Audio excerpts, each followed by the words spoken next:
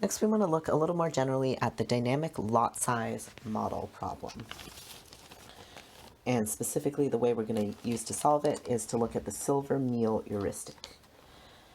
This problem is pretty similar to the model trains problem from a couple videos ago, except that we have infinite production capabilities and infinite storage. So remember, with the model trains, we could only produce 5 per month, and that was kind of a limiting factor. We're going to get rid of that factor, and we're going to be able to come up with a more general solution. First thing to know is that there is an algorithm, a dynamic programming algorithm, by Harvey Wagner and Thomson Whiten. This algorithm is from 1958. It is a dynamic programming problem, which means it starts at the end and iterates through each time period. And it's deemed by some people to be too complex computationally. So it takes too long for the computer program to run. Luckily, 15 years later, we had Edward Silver and H.C. Meal in 1973, it was 1958, came up with their heuristic, which gives an approximate solution, but often good enough.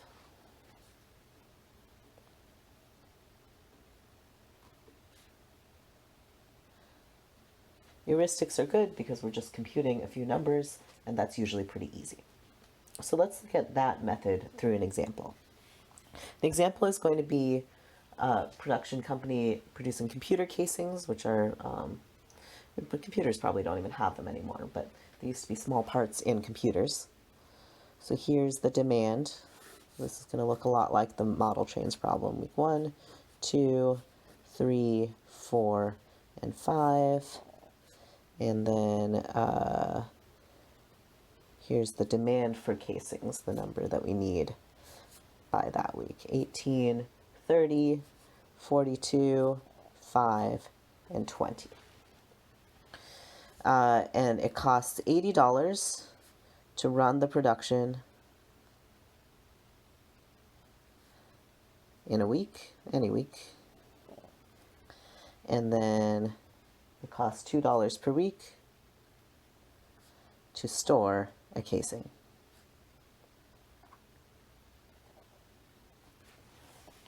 So if you produce too many, you have to pay a little bit to store it. So then the question is, what is the production strategy? And the strategy is sometimes referred to as lot sizing, meaning how big of a lot do we produce at a certain time. Okay. Well, the silver meal heuristic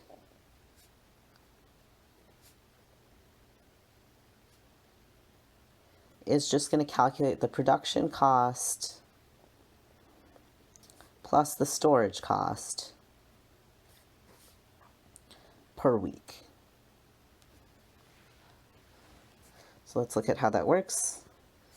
Let's start at week 1. And the cost per week for the first week is just $80. We're not storing anything. We need to pay $80. And unlike the trains, we're not going to worry about how much extra it costs to produce each casing, since that'll be the same regardless of when we produce them. We saw that in the trains.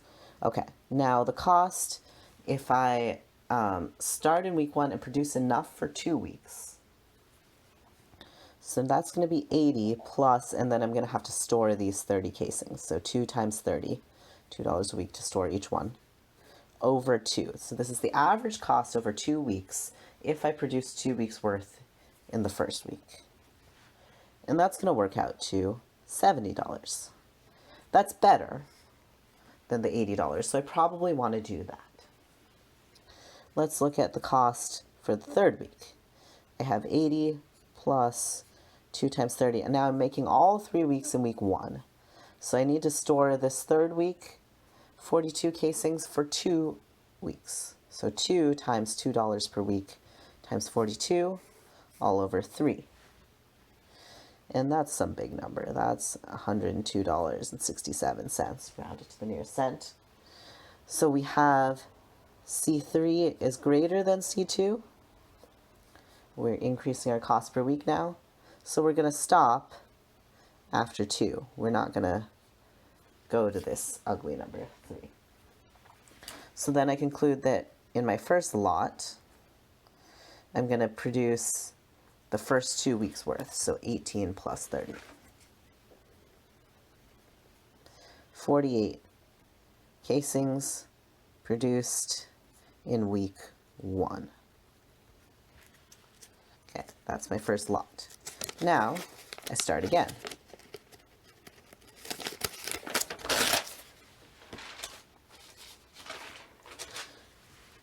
So now I want to start in week 3, and then I'm going to start over. So week 3 is now basically my week 1. So my cost for the first week is $80 again. Cost for the second week, let's refer back to this chart.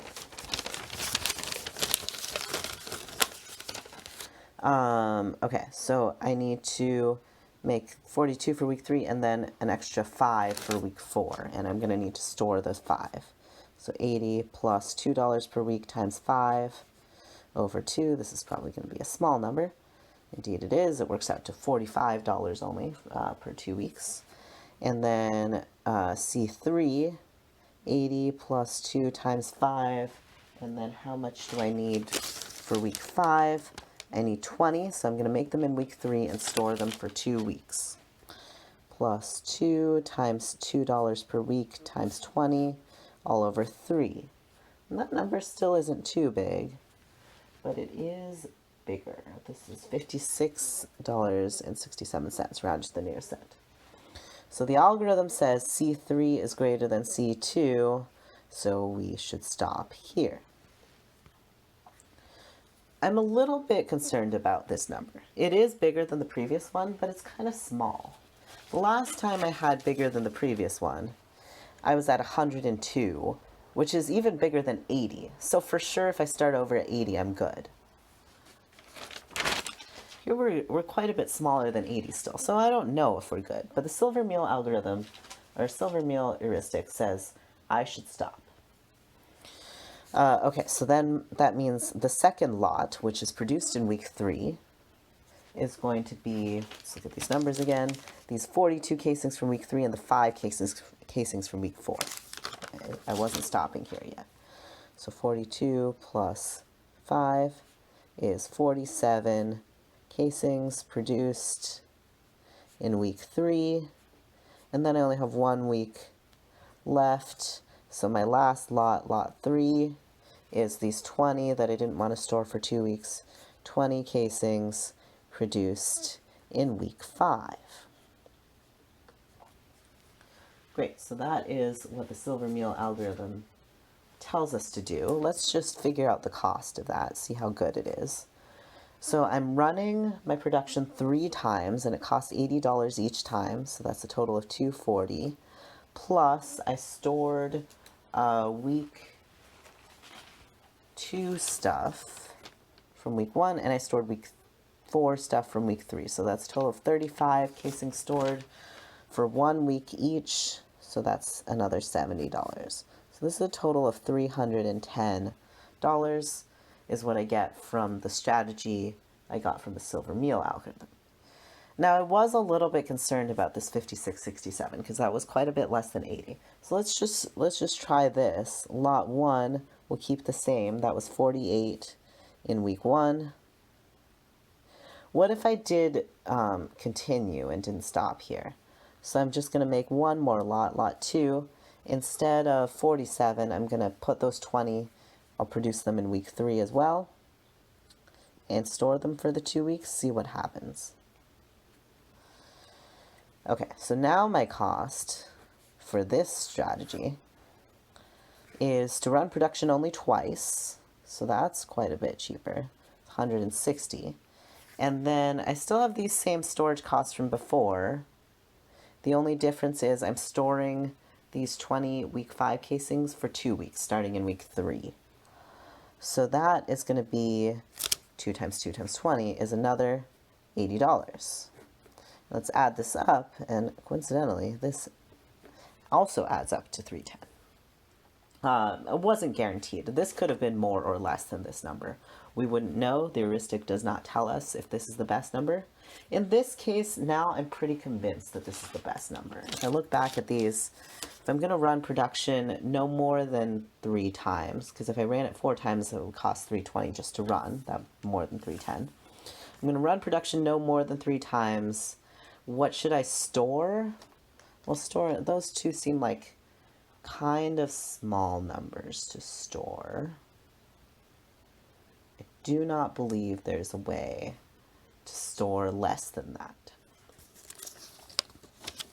That would be running 3 times. And we already said running 2 times, it seems like the storage for 2 weeks is just too expensive.